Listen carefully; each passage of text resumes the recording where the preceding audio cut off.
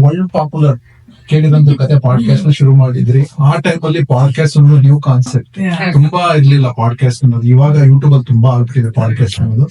So first of all ನಿಮ್ ಕೇಳಿದಂತ ಕಥೆಯ thought ಹೇಗ್ ಬಂತು, ಏನ್ ಚಾಲೆಂಜಸ್ ಇತ್ತು? ಇಷ್ಟೊಂದು ಎಪಿಸೋಡ್ ಮಾಡಿದ್ರೆ ತುಂಬಾ ಫ್ಯಾನ್ಸ್ ಬೇರೆ ಆಗಿದ್ರು. ಮುಂದೆ ಪ್ಲಾನ್ಸ್ ಇದೆಯಾ ಅಂತ ಕಂಟಿನ್ಯೂ ಮಾಡೋಂಥದ್ದು? ಕಂಟಿನ್ಯೂ ಮಾಡ್ಬೇಕು, ಬಟ್ ಕೇಳಿರೋಂದು ಕತೆ ಶುರು ಆಗಕ್ಕೆ ಇನ್ನೇ ಕಾರಣ.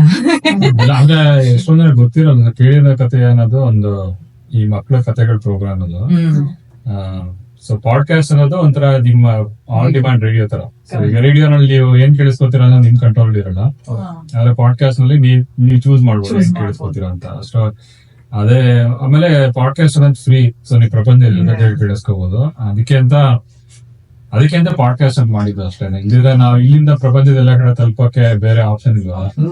ಆಮೇಲೆ ನಮ್ಗೆ ಯೂಟ್ಯೂಬ್ ವಿಡಿಯೋ ಎಲ್ಲ ಮಾಡೋದಕ್ಕೆ ಇಷ್ಟ ಇರಲಿಲ್ಲ, ಯಾಕಂದ್ರೆ ಮಕ್ಳು ಕೇಳಿಸ್ಕೊಳ್ತಾರೆ ಅಂದಾಗ ವಿಡಿಯೋ ಸ್ವಲ್ಪ ಡಿಸ್ಟ್ರಾಕ್ಷನ್ ಆಗುತ್ತೆ. ಆಡಿಯೋ ಮಾಡೋಣ ಅಂತ ಮಾಡಿದ್ದು. ಅಲ್ಲ, ಬಟ್ ಫಸ್ಟ್ ಕೇಳಿರೊಂದು ಕಥೆಯ ಫಸ್ಟ್ ಆಫ್ ಆಲ್ ಒಂದು ರೇಡಿಯೋ ಇದು ಪಾಡ್ಕಾಸ್ಟ್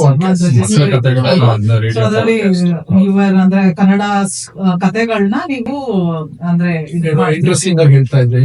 ಸೊ ನಂಗೆ ಅಲ್ಲಿ ಇಷ್ಟ ಆಗಿದೆ ಅಂದ್ರೆ ಆ ವಾಯ್ಸ್, ಪ್ರತಿಯೊಂದು ಕ್ಯಾರೆಕ್ಟರ್ ಒಂದು ವಾಯ್ಸ್ ಇಂಪಾರ್ಟೆನ್ಸ್, ಸ್ಟೋರಿ ಕೂಡ ಅಂದ್ರೆ ನೀವೇ ಇದ್ ಮಾಡ್ತಿದ್ರಲ್ವಾ ಸ್ಟೋರಿ. ಅದೇ ಅಂದ್ರೆ ನಾವು ಮಕ್ಕಳು ಕರ್ಕೊಂಡು ಬಂದು ಲೈಬ್ರರಿಗೆ ಹೋಗ್ತಾ ಇದ್ವಿ. ಅಂದ್ರೆ ನಿಮ್ಗೂ ಗೊತ್ತಿರುತ್ತೆ ಲೈಬ್ರರಿ ಅಂದ್ರೆ ಎಷ್ಟು ರಿಸೋರ್ಸ್ಫುಲ್. ಮಕ್ಳಿಂದ ಹಿಡಿದು ಮುದುಕರವರೆಗೂ, ಇನ್ಫ್ಯಾಕ್ಟ್ ಬೇಬಿಯಿಂದ ಹಿಡಿದು ಎಲ್ರಿಗೂ ಏನೋ ಒಂದಿರುತ್ತೆ. ನಾವು ತುಂಬಾ ಇಲ್ಲಿ ಕಥೆಗಳನ್ನ ಓದಾಗೆಲ್ಲ ನಿಮ್ಗೆ ಯಾವಾಗ್ಲೂ ಅನ್ಸೋದು, ಇವಾಗ ಇಷ್ಟೊಂದ್ ಚೆನ್ನಾಗಿರೋ ಬುಕ್ ಇದೆ, ಈ ಬುಕ್ಗಳು ಅಲ್ಲಿ ಮಕ್ಳಿಗೆಲ್ಲ ಗೊತ್ತೇ ಆಗಲ್ವಲ್ಲ ಅಂತ. ಸೊ ಆನಂದ್ ಏನ್ ಮಾಡ್ತಾ ಇದ್ದೆ, ರೋಹನ್ ಬೇಬಿ ಇರುವಾಗ ನಾವು ರಾತ್ರಿ ನಾನು ರೋಹನ್ ನಿದ್ದೆ ಮಾಡಿದಾಗ ಮೆತ್ತಿಗೆ ನಮ್ಗೆ ಡಿಸ್ಟರ್ಬ್ ಆಗ್ಬಾರ್ದು ಅಂತ ಒಂದ್ ಬೆಡ್ರೂಮ್ ಮನೇಲಿ ಇರ್ತಿದ್ವಿ. ಅದನ್ನ ಇಂಗ್ಲಿಷ್ ಬುಕ್ ಅನ್ನ ಇಟ್ಕೊಂಡ್ಬಿಟ್ಟು ಕನ್ನಡದಲ್ಲಿ ರೆಕಾರ್ಡ್ ಮಾಡ್ತಾ ಇದ್ದ.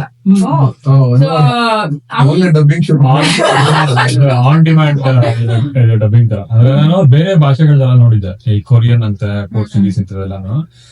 ಕನ್ನಡದಲ್ಲಿ ಯಾಕೆ ಮಾಡ್ಬಾರ್ದು ಅಂತ ಒಂದಷ್ಟು ಬುಕ್ಸ್ ನ ಮಾಡಿದ್ದೆ. ಸೊ ಅದ್ ಮಾಡಿದಾಗ ಅನಿಸ್ತಾ ಇತ್ತು, ಅಂದ್ರೆ ಇದನ್ನ ಇನ್ ಸ್ವಲ್ಪ ಚೆನ್ನಾಗಿರೋ ಫಾರ್ಮ್ಯಾಟ್ ಅಲ್ಲಿ ಮಾಡಿದ್ರೆ ಇದೊಂದು ಪರ್ಮನೆಂಟ್ ರಿಸೋರ್ಸ್ ತರ ಆಗ್ಬೋದು ಅಂತ. ಸೊ ಆಮೇಲೆ ನನ್ ಗೊತ್ತಿರೋ ಒಂದಷ್ಟು ಜನ ಫ್ರೆಂಡ್ಸ್ ಸಹಾಯದಿಂದ ಎಲ್ಲ ಒಂದು ಟೀಮ್ ತರ ಮಾಡಿ ಸೊ ಈ ಆಡಿಯೋ ಎಲ್ಲ ರೆಕಾರ್ಡ್ ಮಾಡಿ, ಜೊತೆಗೆ ಅದನ್ನೆಲ್ಲ ಅಸೆಂಬಲ್ ಮಾಡಿ, ಆಮೇಲೆ ಒಂದು ಸ್ಟೋರಿ ತರ ಮಾಡಿ, ಅಲ್ಲಿ ಕಥೆಗಳೆಲ್ಲ ನಾವೇ ಬರೀತಾ ಇದ್ವಿ. ಬುಕ್ ಇಂಗ್ಲಿಷ್ ಬುಕ್ ಓದ್ಬಿಟ್ಟು ಅದನ್ನ ಓದಿ ಅದನ್ನ ಕನ್ನಡ ಕನ್ವರ್ಟ್ ಮಾಡಿ ಸುಮಾರು ತುಂಬಾ ಬೇರೆ ಬೇರೆ ಕಡೆಯಿಂದ 150 ಕಥೆಗಳು ಅವೈಲೇಬಲ್ ಇದೆ ಇಲ್ಲ ಅವೈಲೇಬಲ್ ಇದೆ. ಅಂದ್ರೆ ಕೋವಿಡ್ ಮುಂಚೆ 2018 ಶುರು ಮಾಡಿದ್ ನಾವು.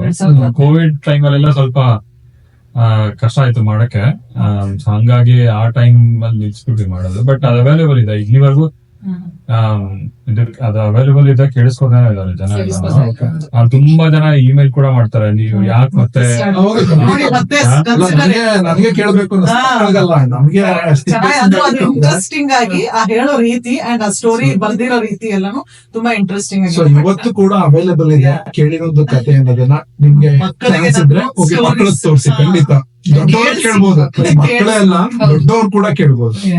ಇಲ್ಲ, ನಮ್ಗೆ ಎಷ್ಟೊಂದ್ ಜನ ಹೇಳ್ತಾ ಇದ್ವಿ ಇಲ್ಲಿ NRIs ಎಲ್ಲ, ಅಂದ್ರೆ ಬರೀ US ಅಷ್ಟೇ ಅಲ್ಲ, ಕೆನಡಾ, ಆಸ್ಟ್ರೇಲಿಯಾ, ಐ ಮೀನ್ ಎಷ್ಟೋ ದೇಶಗಳಲ್ಲಿ ಕೇಳ್ತಾ ಇದ್ರು. ಅವ್ರು ಹೇಳಿದ್ದು ದೊಡ್ಡ ಮಕ್ಳಿಗೂ ಅದನ್ನ ಕೇಳಿಸ್ತಾ ಇದ್ರಂತೆ, ಯಾಕಂದ್ರೆ ಕೇಳಿದಾಗ ಭಾಷೆ ಬರತ್ತೆ ಅಂತ. ಆತರ ತುಂಬಾ ಫೀಡ್ಬ್ಯಾಕ್ ಬಂತು. ನಾವು ಅನ್ಕೊಂಡಿದ್ ಮಕ್ಳಿಗೆ ಅಂತ, ಬಟ್ ಅದು ಇವೆಂಚುಲಿ ಹೆಂಗಾಯ್ತು ಅಂದ್ರೆ ಅದರಿಂದ ಎಷ್ಟೊಂದ್ ಮಕ್ಳು ಕನ್ನಡ, ದೊಡ್ಡ ಮಕ್ಳು ಕನ್ನಡ ಕಲಿತಿದ್ರು ಅಂತ. ಅಂದ್ರೆ ಅದೊಂಥರ ಬೆಡ್ ಟೈಮ್ ಸ್ಟೋರಿ ತರನು ಆಗಿತ್ತಲ್ವಾ, ಕೇಳ್ಕೊಂಡು ಮಲ್ಗೋದಂತ. ಇವಾಗ ಯೂಟ್ಯೂಬ್ ಅಲ್ಲಿ ಆದ್ರೆ ಅದು ನೋಡ್ಬೇಕು, ಗೆಟ್ ಡಿಸ್ಟ್ರಾಕ್ಟೆಡ್. ಬಟ್ ಇದು ಒಂಥರ ಇಟ್ ವಾಸ್ ಗುಡ್, ಚೆನ್ನಾಗಿತ್ತು.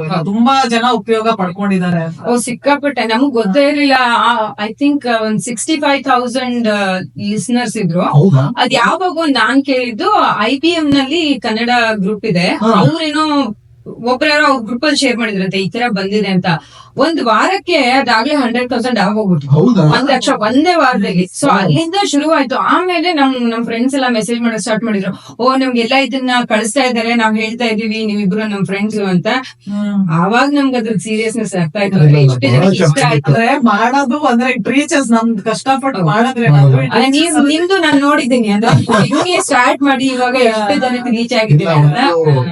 ಅದೇ ಕಾನ್ಸಂಟ್ರೇಟ್ ಮಾಡ್ಬೇಕು, ರಿಸಲ್ಟ್ ಬಂದೇ Correct. So, just keep doing your ಇನ್ನೊಂದೇನು ಅಂದ್ರೆ ಕನ್ನಡ ಅಭಿಮಾನ ಅಂತಾರಲ್ಲ, ಬರೀ ನಾವು ಮಾತಲ್ಲ ಈ ತರ ಕೆಲಸಗಳು.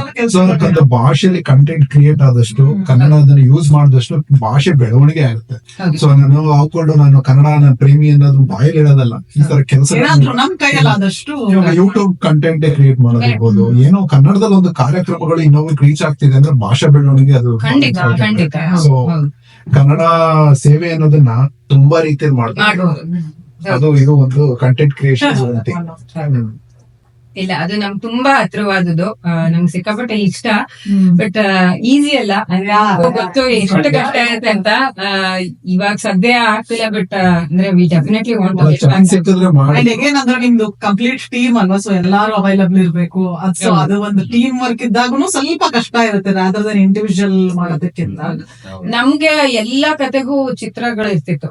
ಅಂದ್ರೆ ಮಕ್ಕಳು ಕೇಳಿ ಆದ್ಮೇಲೆ ಅದನ್ನ ಅವ್ರದೇ ರೀತಿ ಹೇಗೆ ವ್ಯಕ್ತಪಡಿಸ್ತಾರೆ ಅನ್ನೋದಕ್ಕೆ ಒಂದು ಬ್ಲಾಕ್ ಅಂಡ್ ವೈಟ್ ಸುಮ್ನೆ ಒಂದ್ ಚಿತ್ರ, ಅದನ್ನ ಕಲರ್ ಮಾಡ್ಬೇಕು ಅಂತ ನಮ್ಗೆ ಸ್ಕೆಚ್ ಯಾರು ಮಾಡ್ಕೊಡ್ತಿದ್ರು, ನಾವು ಇವತ್ತು ಅವ್ರನ್ನ ಇಬ್ಬರು ಮೀಟ್ ಆಗಿಲ್ಲ. ಹೌದಾ? ಅವ್ರು ನಮ್ಗೆ ಹೀಗೆ ಯಾರೋ ಅವರು ಒಂಥರ ಪ್ಯಾಷನೇಟ್ ಆಗಿರೋರು ಕನೆಕ್ಟ್ ಆಗಿ ಅವ್ರು ಮಾಡ್ಕೊಟ್ರು. ತುಂಬಾ ಕಡಿಮೆ ರೆಸ್ಪಾನ್ಸ್ ತಗೊಳ್ತಿದ್ರು. ಬರ್ತಿತ್ತ ಮಕ್ಕಳಿಂದ? ಓ, ಅವ್ರು ಮಾಡಿ ಕಲರ್ ಮಾಡಿ ಕಳಿಸ್ತಾ ಇದ್ರು ನಮ್ಗೆ. ಎಷ್ಟೊಂದಿದೆ. ಖುಷಿ ಆಗತ್ತಲ್ವಾ? ಇವತ್ತಿನ ಕ್ರಿಯೇಟ್ ಮಾಡೋ ಕಂಟೆಂಟ್ ಅವ್ರ ಇಂಪ್ಯಾಕ್ಟ್ ಆಗಿ ಅವ್ರು ಅದಕ್ಕೆ ರೆಸ್ಪಾಂಡ್ ಮಾಡೋದಿದೆ ಬಹಳ.